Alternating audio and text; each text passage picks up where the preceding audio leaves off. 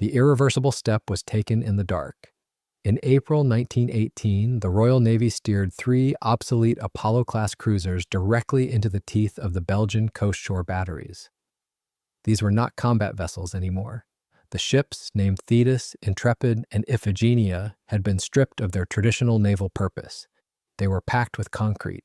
Their mission was entirely suicidal and fiercely mathematical.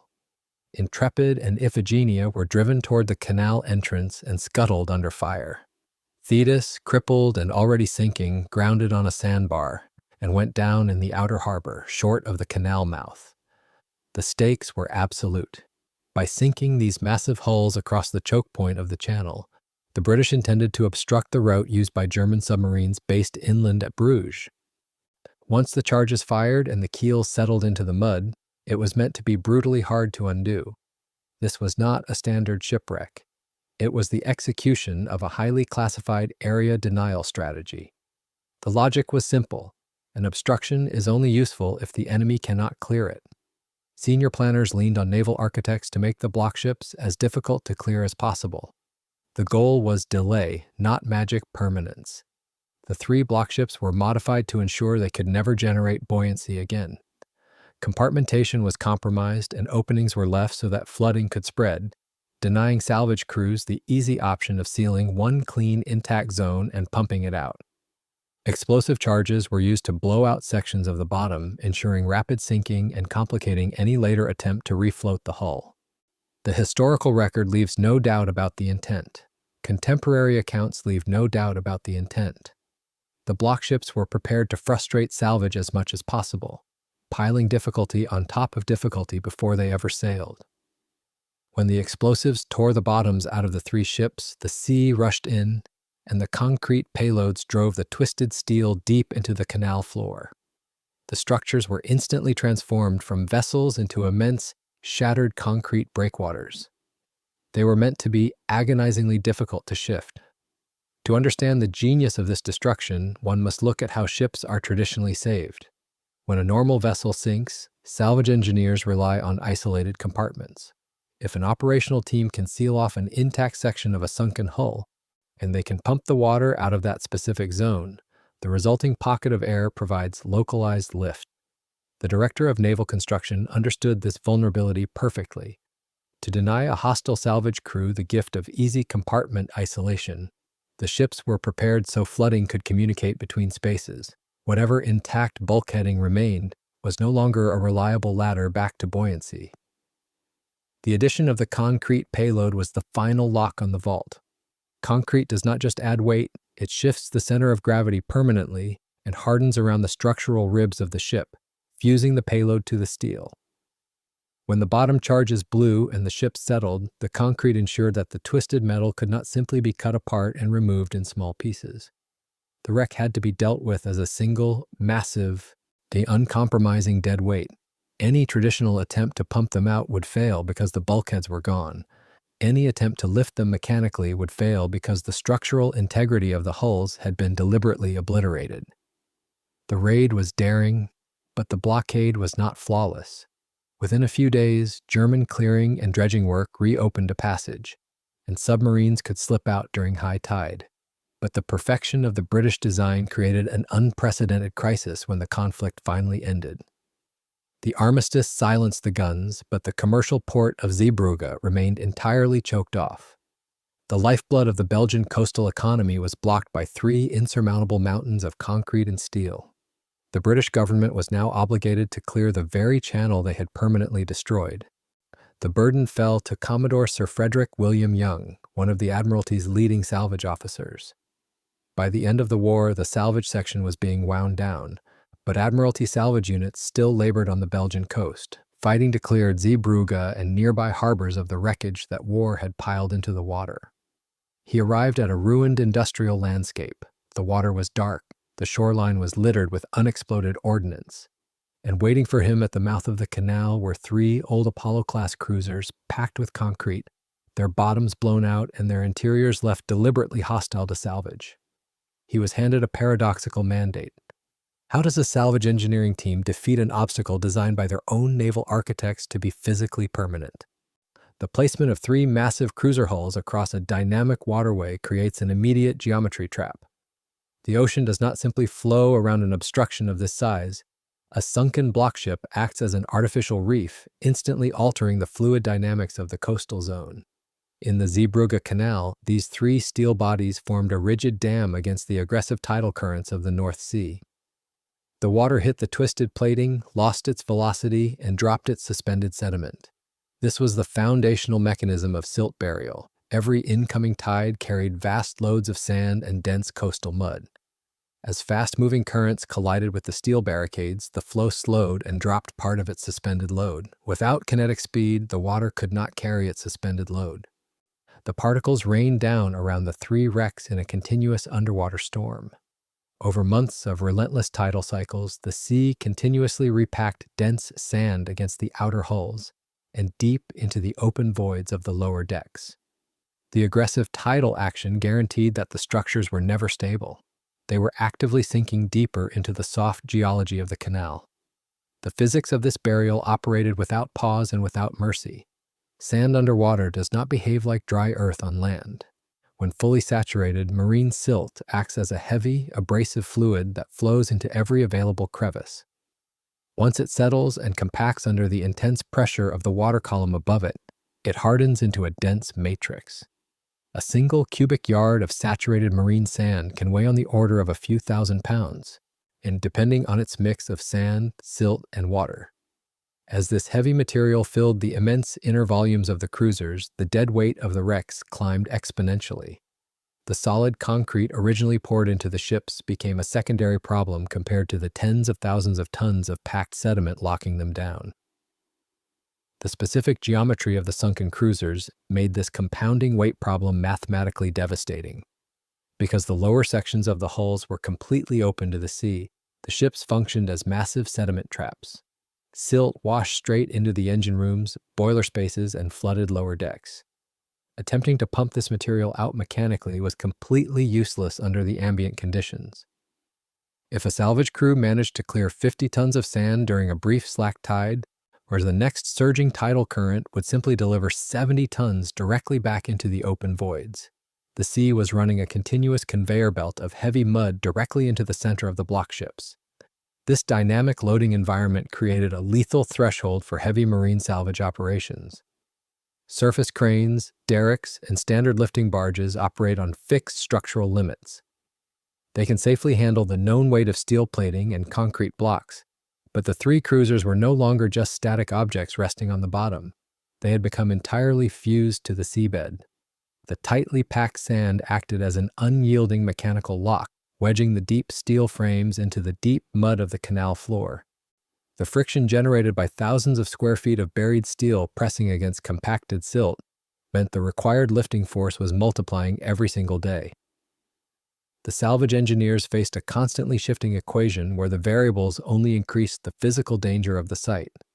The North Sea tides were effectively burying the massive structures alive, turning them from man-made obstacles into permanent geological features of the coastline. The baseline mass was increasing at a rate that defied standard extraction geometry. The operation had to find a way to halt the environmental loading before any vertical lift could even be modeled.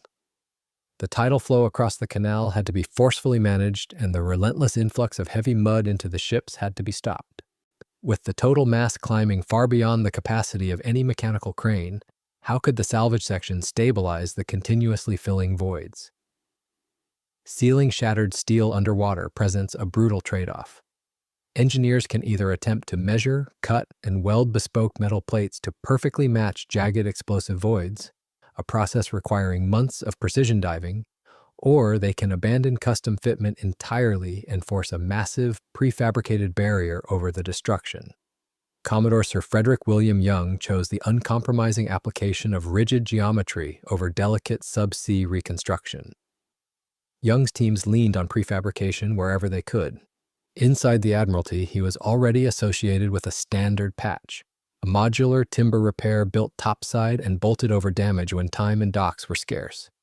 This technical decision bypassed the utter lack of dry dock support on the ruined Belgian coast. The standard patch was not a canvas tarp, and it was not a miracle plug. It was built from grooved timbers fitted one into another like giant matchboards, so the whole face could follow the curves of a ship's hull. Once bolted into position, its edges were made watertight with cement, a rough, fast bulkhead that turned desperate flooding into something pumps could fight. When a patch was needed, it could be constructed on deck, lowered over the side, and weighted so it sank upright. Divers guided it into place and secured it with bolts and nuts, a blunt, practical answer to chaos underwater, built for speed when there was no time for perfect fit. The physical sealing mechanics of the standard patch brilliantly weaponized the ocean itself. A watertight seal applied over a shattered shipwreck is never perfect upon initial mechanical attachment. Small gaps and uneven seams inevitably remain between the rigid flat timber face and the warped steel wreckage. Young utilized ambient water pressure to finalize the lock. As powerful steam-driven surface pumps began drawing the internal water out from behind the newly installed patch, the external pressure of the ocean pushed inward against the timber. This immense hydrostatic force pressed the entire heavy wooden shield violently against the cruiser hull. The harder the surface pumps worked to clear the interior, the tighter the exterior seal became. Divers stuffed thick canvas wadding and traditional packing materials into any remaining perimeter gaps. The sudden pressure differential instantly sucked these soft materials deep into the crevices, crushing them solid. This action transformed a crude, bolted wooden barricade into a highly functional, waterproof bulkhead capable of withstanding extreme dynamic loads. By systematically applying these prefabricated components across multiple immense voids, Commodore Young successfully isolated the internal volumes of the vessels from the surrounding sea. The relentless influx of external water was finally halted. The engineered destruction of the naval architects was bypassed by sheer industrial stubbornness. Closing the massive voids was a crucial structural victory, establishing a static internal environment. However, the external physical reality of the site remained unforgiving. The massive dead weight of the cruisers no longer increased with every tide, but the ships themselves were still entirely trapped. Even with sealed bulkheads, the concrete-filled, patched hulls remained cemented to the canal floor by intense hydrostatic grip. The revelation of marine salvage physics is that upward mechanical force means absolutely nothing if the downward vacuum is not destroyed. A steel hull resting in deep coastal sediment is not simply sitting on the bottom. It is physically bonded to the ocean floor. The hydrostatic grip of the seabed acts as a massive force multiplier against any vertical lift.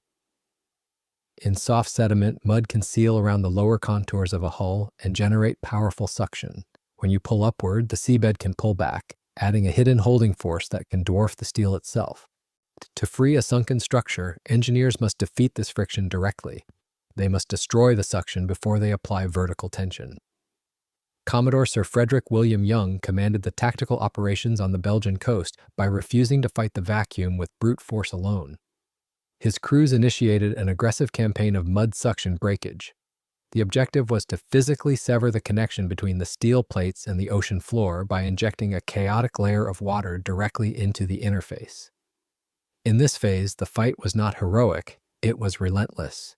Crews excavated, dredged, and flushed the mudline to relieve the seabed's grip, removing silt as fast as tides tried to return it. The work was a grinding loop of clearance and re-clearance, and aimed at keeping space open around the wreck long enough for the next move to be possible.